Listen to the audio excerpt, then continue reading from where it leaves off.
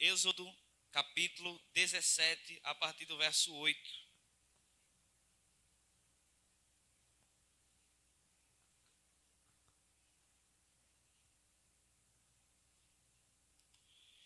Amém?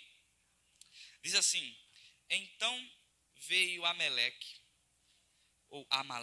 e pelejou contra Israel em Refidim. Com isto, ordenou Moisés a Josué: escolhe-nos homens e sai e peleja contra Amaleque. Amanhã estarei eu no cimo do outreiro, e o bordão de Deus estará na minha mão. Fez Josué como Moisés lhe dissera e pelejou contra Amaleque. Moisés, porém, Arão e Ur subiram ao cimo do outreiro. Quando Moisés levantava a mão, Israel prevalecia. Quando, porém, ele abaixava a mão, prevalecia Amaleque. Ora, as mãos de Moisés eram pesadas, por isso tomaram uma pedra e puseram por baixo dele, e ele nela se assentou. Arão e Ur sustentavam-lhe as mãos, um de um lado e o outro do outro. Assim lhes ficaram as mãos firmes até o pôr do sol. E Josué desbaratou a Amaleque e a seu povo a fio de espada. Então disse o Senhor a Moisés: escreve isto para a memória num livro e repete-o a Josué, porque eu hei de riscar totalmente a memória de Amaleque de debaixo do céu. E Moisés edificou um altar e lhe chamou: o Senhor é minha bandeira. E disse: porquanto o Senhor jurou, haverá guerra do Senhor contra Amaleque de geração em geração. Amém? Podemos sentar?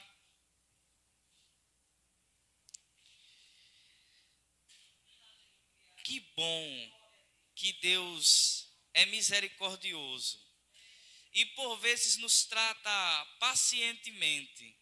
Se Deus se zangasse conosco da mesma forma que nós nos zangamos uns com os outros, nos entristecemos uns com os outros, nós já teríamos perecido. Se nós lembrarmos do que foi dito no domingo passado, nós vemos que o povo saiu feliz e agradecendo a Deus por Deus ter livrado eles do povo do Egito, e eles atravessaram ali aquele mar vermelho e foi algo glorioso. Eles saíram louvando a Deus. 3 dias depois faltou água. O povo chegou para Moisés: você trouxe a gente aqui para morrer de sede.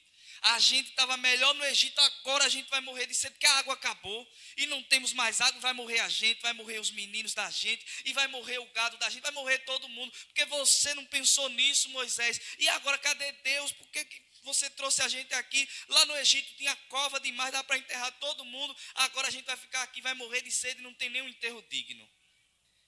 Moisés orou ao Senhor e o Senhor conduziu eles a um lugar onde havia água. Chegando lá, as águas eram amargas, não dava para beber, e tem confusão de novo, e Deus traz purificação para aquela água, e o povo bebe aquela água. Anda mais um pouquinho, pouco tempo depois o alimento acaba. E o povo diz assim: mas Moisés, você trouxe a gente aqui para morrer de fome, e a gente tinha muita comida lá no Egito. Era escravo, mas tinha comida, comida não faltava. Estava ruim a situação, mas pelo menos a gente estava comendo, Moisés. Não tem nem mesmo pão aqui para comer, e carne aqui não tem mesmo. A gente está com fome, a gente está sem nada, vai morrer a gente, os filhos da gente, os animais, vai morrer todo mundo, Moisés. Moisés olhou assim: de novo, rapaz, mas toda hora falta alguma coisa. Vai orar ao Senhor. E o Senhor diz assim: é carne e pão que esse povo quer, tá bom.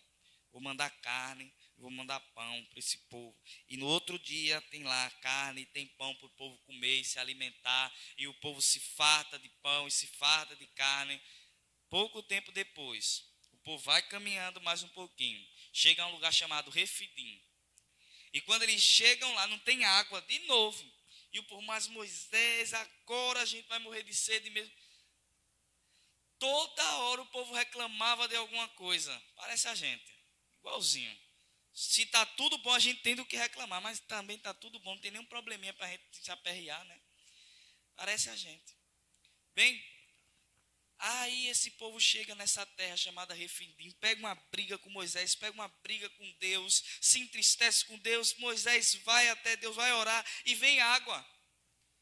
Nesse mesmo lugar, poucos dias depois, acontece o que está descrito aí no verso 8. Então veio Amaleque e pelejou contra Israel em Refidim. Naquele mesmo lugar onde eles tinham contendido com Deus, onde eles tinham ido até Deus para reclamar de Deus e colocar Deus contra a parede, dizendo que estava faltando água, veio uma nação sorrateiramente e atacou eles. Bem, se nós lembrarmos o contexto disso aqui, Israel era escravo. Não havia no meio de Israel nenhum guerreiro, não havia armas. Se vocês lembrarem, eles não tiveram que pelejar contra Faraó em hora nenhuma. Foi Deus que fez tudo, foi Deus que enviou as pragas, foi Deus que abriu o mar, foi Deus que conduziu eles. Eles não precisaram pelejar em momento nenhum. Eles não tinham espadas, eles não tinham escudos, eles não tinham armaduras, eles não tinham guerreiros. De exército eles não tinham nada. Aí uma nação mais poderosa do que eles olha aquilo e diz assim: é nossa hora. Eles não têm nada de guerra, mas eles têm muitos animais e eles têm muita gente. Esse povo pode ser escravo nosso. E enquanto eles estavam acampados ali em Refidim, esse povo vai lá atacar eles, os amalequitas. E quando eles chegam para atacar, o Senhor dá instruções a Moisés de como eles deveriam proceder. Com isso, verso 9, ordenou Moisés a Josué: escolhe-nos homens e sai, e peleja contra Amaleque. Amanhã estarei eu no cimo do outreiro, e o bordão de Deus estará na minha mão. Bem,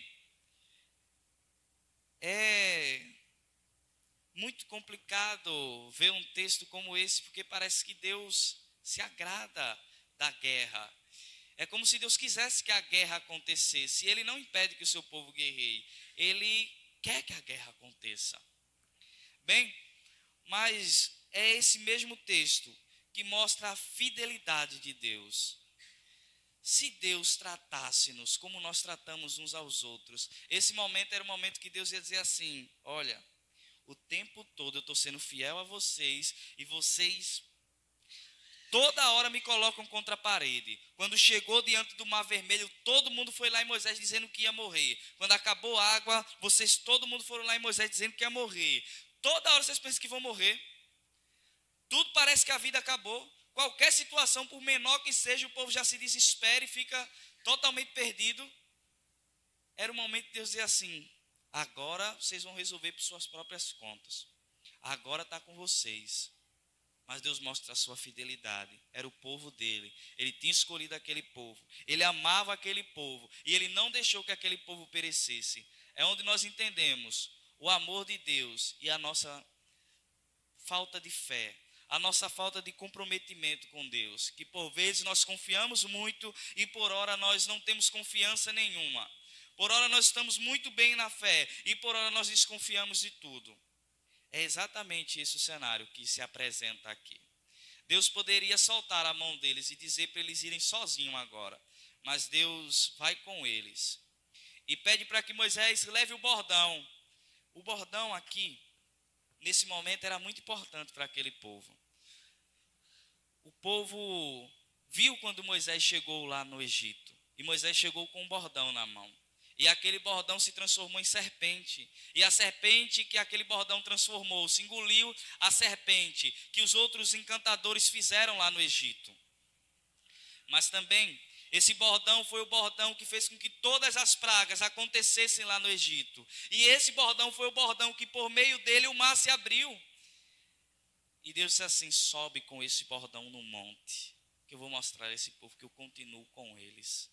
A pergunta do verso 7 do capítulo 17 diz assim: e chamou o nome daquele lugar Massá e Meribá, por causa da contenda dos filhos de Israel, e porque tentaram ao Senhor, dizendo: está o Senhor no meio de nós ou não? No verso anterior, pouco antes dos amalequitas virem e invadirem aquele lugar, a consideração do povo é: será que Deus está no nosso meio ou não? E então vem a guerra, e então os adversários olham e veem que esse povo é um povo fraco. Tem muitos bens, tem muito gado, tem muita gente que pode servir de escravo, mas não tem guerreiros e não tem ninguém por eles. O Egito, que era quem defendia esse povo, era onde eles tinham guerreiros e soldados, havia abandonado esse povo completamente. Na verdade, havia sido destruído completamente. E agora eles estavam sós. Aos olhos dos amalequitas, eles estavam sozinhos. E o povo vai lá. Então Moisés chama Josué, que é a primeira vez que aparece aqui. Josué é aquele que vai substituir Moisés depois que Moisés morre. É a primeira vez que ele aparece, muito jovem, muito novo. E Moisés dá uma responsabilidade a ele. Josué, vai, escolhe pessoas e vai para a peleja. Josué é colocado aqui como capitão do exército do povo de Deus, ainda muito novo. Isso aqui traz uma rica aplicação para a nossa vida. Às vezes idade não interessa, não. Quando Paulo escreve as cartas a Timóteo, ele diz assim a Timóteo, que ninguém desconsidere a sua juventude, antes se torne padrão de tudo, seja padrão na fé, na pregação, na oração, na conduta, em tudo seja padrão, para que ninguém desconsidere a sua mocidade. O problema não tem a ver com idade, maturidade também não tem a ver com idade. Às vezes, pessoas novas, elas conseguem fazer coisas que os velhos não vão conseguir fazer, que as pessoas mais antigas não vão conseguir fazer. E não é por causa da idade, é vocação de Deus. Não é uma questão de idade. Estava Josué ali e haviam vários anciões ao redor de Moisés. E quem Moisés escolhe? Josué. Novo, inexperiente, nunca tinha passado por guerra. Ninguém ali nunca tinha passado por guerra. Mas quem Moisés escolhe? Ele, novo. E ele vai para a peleja. E ele escolhe as pessoas, como diz o verso 10, fez Josué, como lhe dissera, e pelejou contra Amaleque. Moisés, porém, Arão e Ur subiram ao cimo do outreiro. Quando Moisés levantava a mão, Israel prevalecia. Quando, porém, ele abaixava a mão, prevalecia Amaleque. Ora, as mãos de Moisés eram pesadas, por isso tomaram uma pedra e puseram por debaixo dele, e ele nela se assentou. Arão e Ur sustentavam-lhe as mãos, um de um lado e outro do outro, assim lhe ficaram as mãos firmes até o pôr do sol, e Josué desbaratou a Amaleque e a seu povo a fio de espada. A guerra começa, exatamente como Deus havia dito, exatamente como as coisas deveriam acontecer, e Moisés sobe, e Josué fica lá embaixo na peleja. Isso aqui é muito interessante, porque é o Senhor quem destina cada pessoa para suas devidas posições. Moisés foi aquele que Deus disse para ele, sobe ao monte e fica lá de cima. E Josué foi aquele que Deus escolheu para ir lá para baixo e pelejar. É Deus quem, na sua obra, designa cada pessoa para seu determinado lugar. Nós não podemos, na casa de Deus e nas coisas de Deus, assumirmos posições e assumirmos lugares a qual Deus não nos colocou. Não tem como. Se Moisés estivesse lá embaixo e Josué lá em cima, essa guerra não aconteceria da forma que Deus ordenou. Deus ordenou que fosse assim. Moisés estaria lá e Josué estaria do outro lado. Deus tem os seus meios de trabalhar e nós respeitamos a vontade de Deus, porque como Ele deseja fazer é o melhor.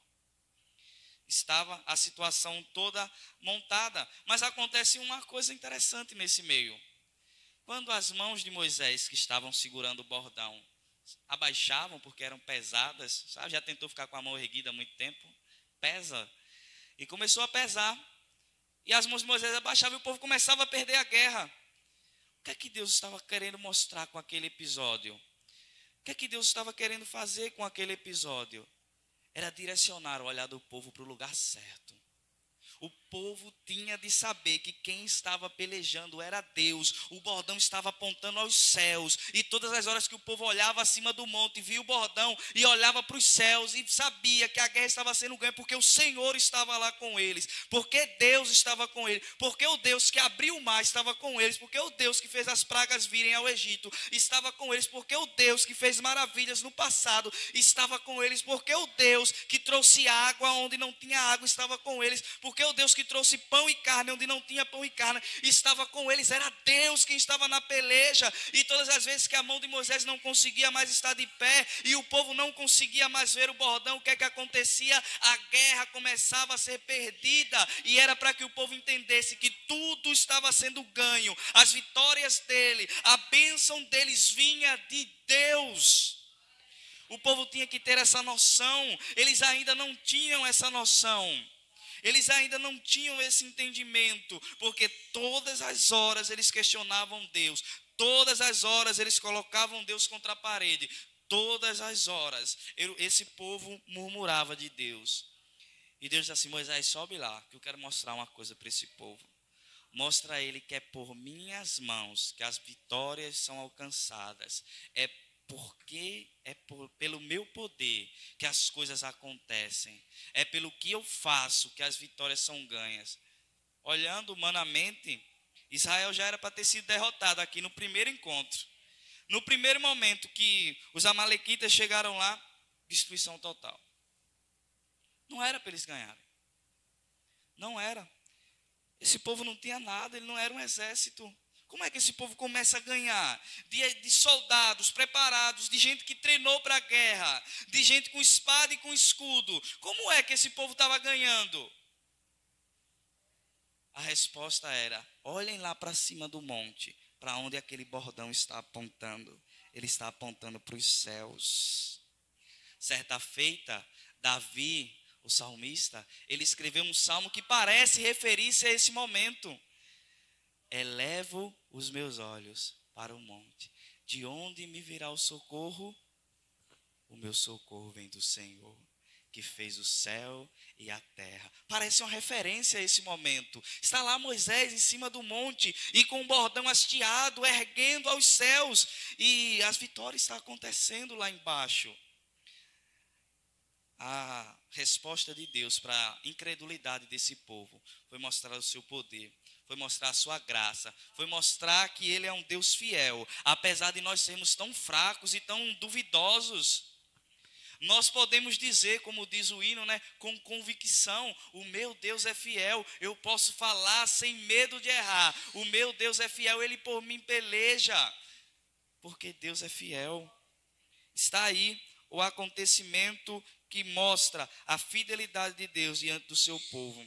E Moisés estava lá. E esse episódio com Moisés é muito interessante, porque a guerra estava sendo ganha pelo que Moisés estava fazendo lá em cima. Moisés estava apontando para o Senhor. Mas Moisés era homem assim como cada um de nós, e precisava de ajuda. E precisava de outras pessoas com ele. Isso nos mostra também a nossa incapacidade de fazermos tudo só. Nós não vamos para lugar nenhum sozinho. Não vamos, nós não chegamos em lugar nenhum sozinhos, e principalmente na obra do Senhor, principalmente na casa do Senhor, precisamos uns dos outros. Aqui cada um precisa do outro. Quando Paulo escreve aos Coríntios e ele vai falar sobre a estrutura orgânica da igreja, ele vai dizer que a igreja é como um corpo. E então o olho precisa dos braços, então os braços precisam da perna, então a perna precisa do corpo, então o corpo precisa da cabeça. Então tudo é necessário, porque um corpo sem um braço não é um corpo completo, há uma deficiência. Então nós, enquanto igreja, precisamos uns dos outros, porque na falta um dos outros estamos incompletos. E é exatamente o que esse texto mostra: a necessidade de Moisés, de que outras pessoas estivessem ali com ele, lhe auxiliando, lhe dando assistência. Mas é também um momento em que Deus mostra que é Moisés que deve direcionar aquele povo. O povo até agora, todas as horas, acontece alguma coisa, o povo chega lá na porta de Moisés. Moisés, deu tudo errado. Moisés está assim, Moisés está assim. E agora Deus diz assim: Moisés, sobe lá e ergue o bordão. E Deus prova que está com Moisés. E Deus prova que é o Deus de Moisés, que é o Deus que chamou Moisés, que escolheu Moisés. E o povo deixa de desconfiança. O povo deixa de questionar agora e dizer assim: será que Deus está conosco ou não? É o momento em que Deus prova: eu estou com o meu servo. Bem, e essa guerra termina dizendo assim: e Josué desbaratou Amaleque e seu povo a fio de espada. O termo desbaratou aqui é tornar incapaz. A ideia é mais ou menos de alguém que daqui em diante não consegue mais guerrear, porque não existe mais exército ou esses soldados foram incapacitados de guerrear. Por exemplo, alguém que perdeu um braço não tem mais condições de ir para a guerra, alguém que perdeu uma perna não tem mais condições de ir para a guerra. E quando o termo diz, e Josué desbaratou os amalequitas, é isso que o texto está dizendo. Israel venceu. E o povo que eles venceram se tornaram incapazes de guerrear de novo. Por quê? Impossível de saber. Como que eles fizeram isso? Impossível de saber. Com que armas? Com que exército? Com que defesas? Como? Não se sabe. O povo venceu um exército armado e preparado, sem ter armas e sem preparação. A única resposta plausível para o que aconteceu aqui é exatamente a resposta que a Bíblia está nos mostrando. Estava lá Moisés em cima e apontando aos céus, e Deus estava fazendo milagres lá na terra, enquanto a batalha estava acontecendo. É a única resposta plausível, é essa que o texto nos dá. Um exemplo muito próximo de nós, Ucrânia e Rússia. Quando a Rússia decidiu invadir a Ucrânia, foi algo secreto. A Ucrânia não estava preparada. E sabe o que aconteceu? Uma destruição em massa. Foi algo terrível, um massacre. Mas agora, os exércitos russos, os exércitos ucranianos já estão mais preparados. E estão conseguindo contra-atacar. Porque eles tinham armas e eles tinham um exército. Somente que no primeiro momento eles não estavam preparados. Foi um ataque surpresa. Aqui foi um ataque surpresa contra alguém que nem arma tinha. O que aconteceu na Ucrânia? Uma destruição terrível. E eles tinham armas, e eles tinham soldados, e eles tinham gente capazes. Mas o que está acontecendo aqui é impensável. Era um ataque contra gente que não tinha nada para se defender. Bem, mas um ataque contra pessoas que tinham Deus, que era a defesa deles.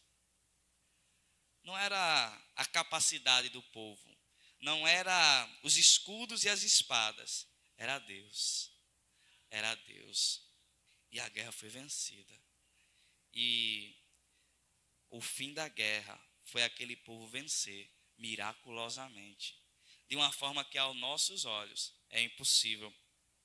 Verso 14, 15 vai dizer: então disse o Senhor a Moisés, escreve isto para a memória num livro e repete-o a Josué, porque eu hei de riscar totalmente a memória de Amaleque de debaixo do céu. Moisés edificou um altar e ele chamou: o Senhor é minha bandeira. Isso aqui é muito contextual.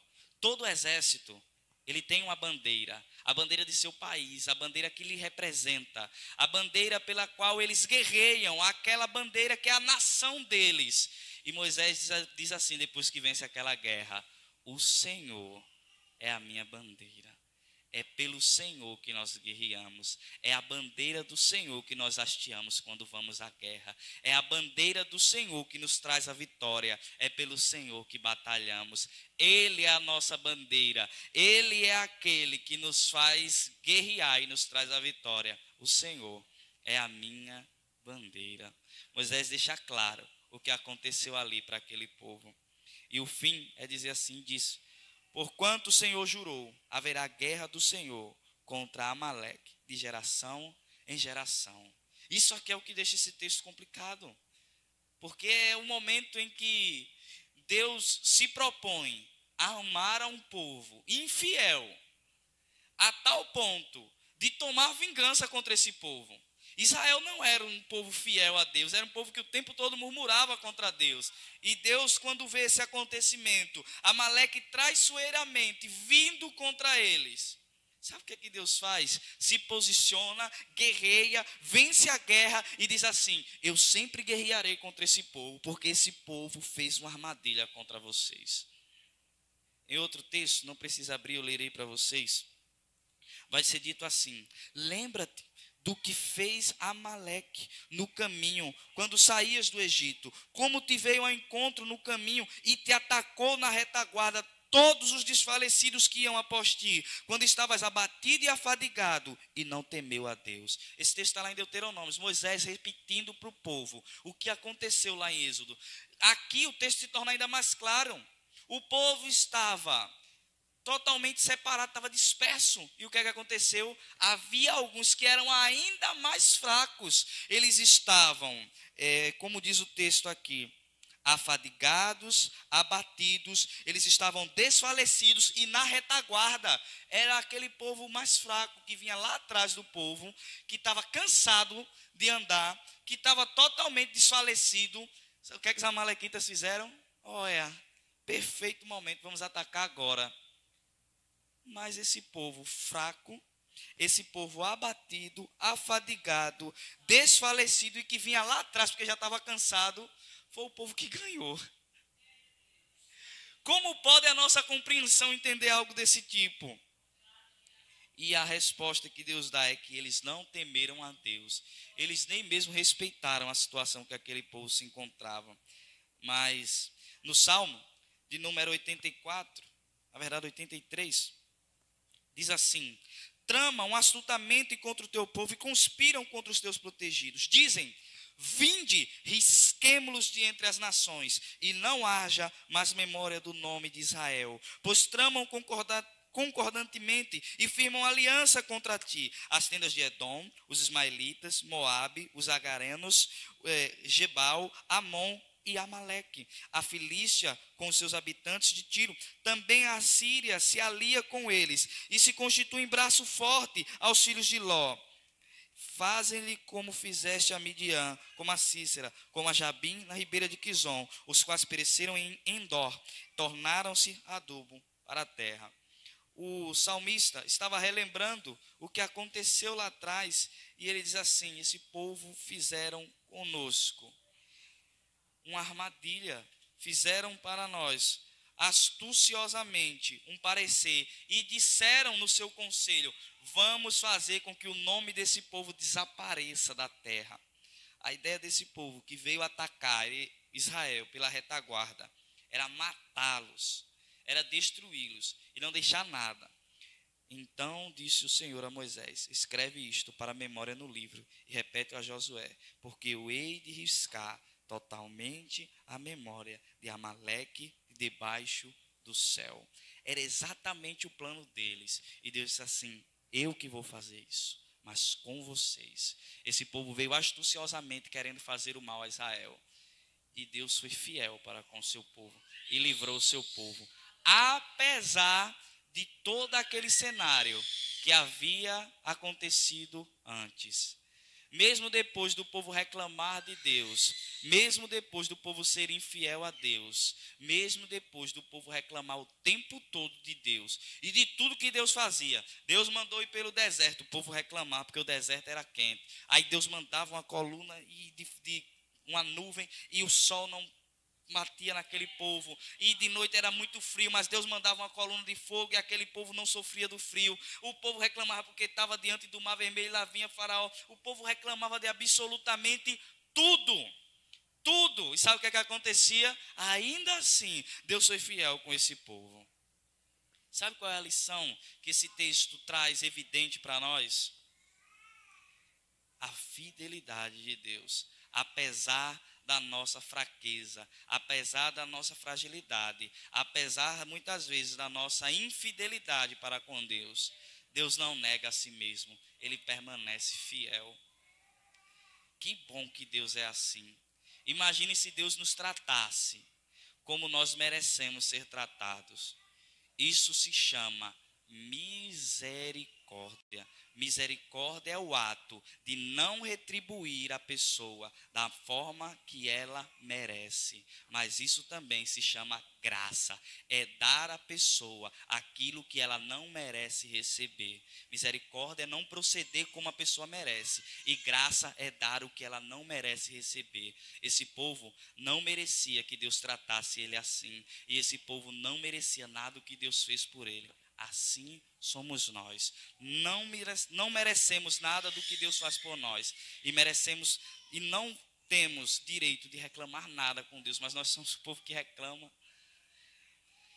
e aquele bordão erguido era o símbolo que Deus estava ali com aquele povo. Mas hoje nós temos um símbolo ainda maior de que Deus está conosco. A cruz.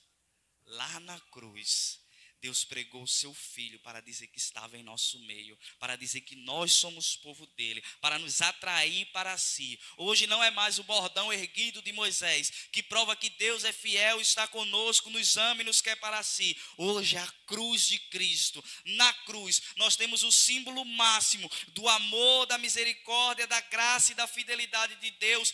Deus em Cristo nos amou, venceu nossa batalha, destruiu nosso inimigo. Aquele inimigo era um inimigo humano que vinha com um exército terrível e tramando armadilhas cruéis contra o povo. O nosso inimigo é ainda pior, Satanás, que o homem não vê e que ele pode tramar caminhos escorregadios e destruir a vida do homem. E o que é que Deus faz? Na cruz, ele destrói todas as artimanhas de Satanás contra seu povo. E o que é que acontece? As artimanhas astutas do maligno não podem mais derrubar o povo de Deus. Agora já não há mais condenação para aquele que está em Cristo. Na cruz nós temos o símbolo maior de nossa fé. Na cruz nós encontramos a fidelidade de Deus sendo estendida a nós que somos um povo que não merecemos sua misericórdia, nem mesmo a sua graça. E Deus a cada dia nos conserve dessa maneira, nos tratando com sua misericórdia e com sua graça, porque caso contrário, nós já haveríamos perecido. Vamos